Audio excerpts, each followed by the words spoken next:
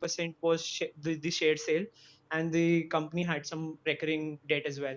So a large part of it was to cover debt as well, right? So then you look at what is the intention of the promoter. Is it actually to look at growth, or is it actually to sort of exit from the business, or is it to contribute more to the company's growth?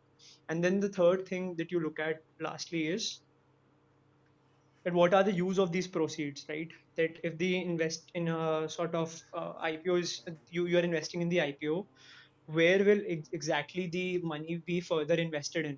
Will it be invested in more customers? Will it be invested in more sales? Will it be invested in a better strong business plan? Or where will that actually money of the IPO go? So beyond fundamentals, of course, beyond the strength and technical analysis, always look at these two, three things. And last thing, which again, it's a hack which most of the people don't look at, is the personal promoter's history. So whenever, let's say, a person is coming out with an IPO, like whoever the promoter of that company is, in that promoter also has to maintain a particular level of shareholding, which is typically 20% with a lock-in period of 3 years. So whatever the issue size is, 20% are vested in promoter holdings. So will the promoter as well have sufficient cash to sort of maintain the balance in a company? Look at that too, and then only go ahead and make the decision. I hope that answers your question.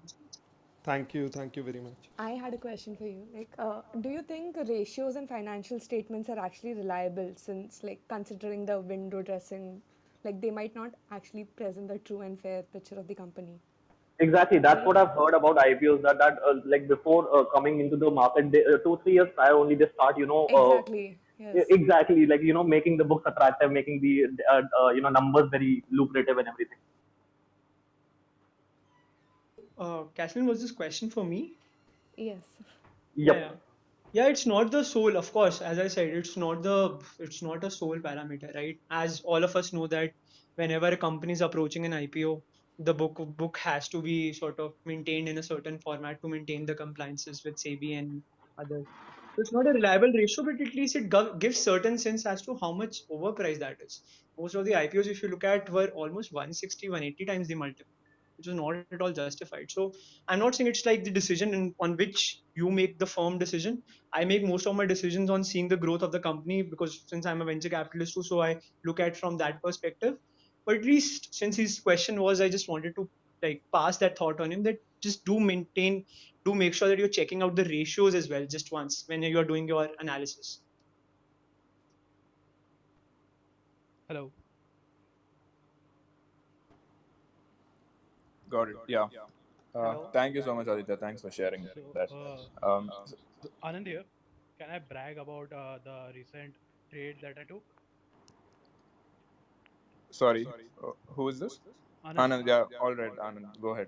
So, first hand, I am a first year BTech student, and I'm in the market since when I was in class 11, and I'm a trader.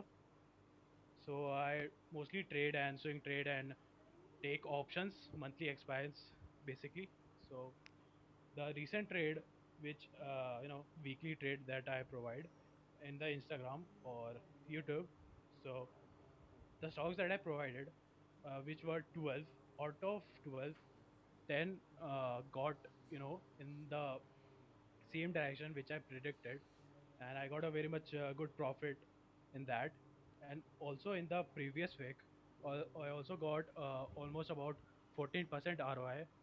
So yeah, that's about it. I'm in the technical analysis and I am mostly for. So yeah, that's what How do you pick your trades? Like, on what Onun gali basis? grow chinde chop rahe ho. chart patterns basically. But how do you filter them out? Like, you can't go through hundreds of stocks every day, right? No, no, Like you said, week wise. I go through a Nifty 200 every day. At the night, I go through Nifty 200 every day, and I see if those make any chart patterns that are which are popular, or like trend line or flag and pole or anything which is kind of popular, and which gives a stock uptrend or downtrend. Or and also along with that, I also watch volume. So yeah, that's what So, I do. Anand, I have a question here. So, Sure, sure. to get these kind of companies, sorry, someone can you all mute? I think there's a lot of echo here. Yeah, so to get these companies that you talked about, right, which are showing a particular pattern, do you use sort of a screening software? Because I've seen some screening N- tools which No, kind of, do the filtering for you. They just tell you, these are the companies which are no, showing no, these sort of patterns. no, not at all. There is in the trading view, but I do not use it. I just go through all the stocks in the Nifty 200 and I see if they make any pattern also. All the stocks in Nifty So 200. as you're saying, Yeah. like you say you see 200 stocks like every day. So how much time do you devote into it? And is it like do you have a part-time job, or it's like are you in a full-time job? No, no, Can you just I'm brief about that? no, yeah, sure. I'm a BTech first year student, so I do not have any work except the study part. So, and about the Nifty thing, the very first day or the very first month when I started doing the analysis on the charts, it took me about 4 to 5 hours. Now it just takes me about one half hour almost. Firstly जो आप sorry for interrupted firstly जो आप analysis करते हो वो कैसे करते हो? Yeah, so there are different time frames which I use, which is basically 1 day, 4 hour, and 1 hour time frame, hmm which I go through at the night. Hmm And during the live trades which I take, it is mostly about 50-minute time frame which I use. Hmm So and I see, yeah, so yeah, if I see anything candles, the patterns in the candlestick, like morning star, evening star, or they are or having any support or resistance, hmm at that point of time I take a trade. But before, in the night, at the night, I just use 1 hour time frame to make the levels. You are price action trader? Yeah, yeah great. And firstly जो आप trade करते हो वो equity stocks में करते हो या derivative stocks में करते हो? I do in both, but अभी like मैं equity में आ रहा हूँ क्योंकि सेबी का रूल आ हाँ, गया है, मार्जिन margin रूल्स all आए हैं. that. Yeah. हम्म तो like मैं hedging भी आता है. I know hedging as well.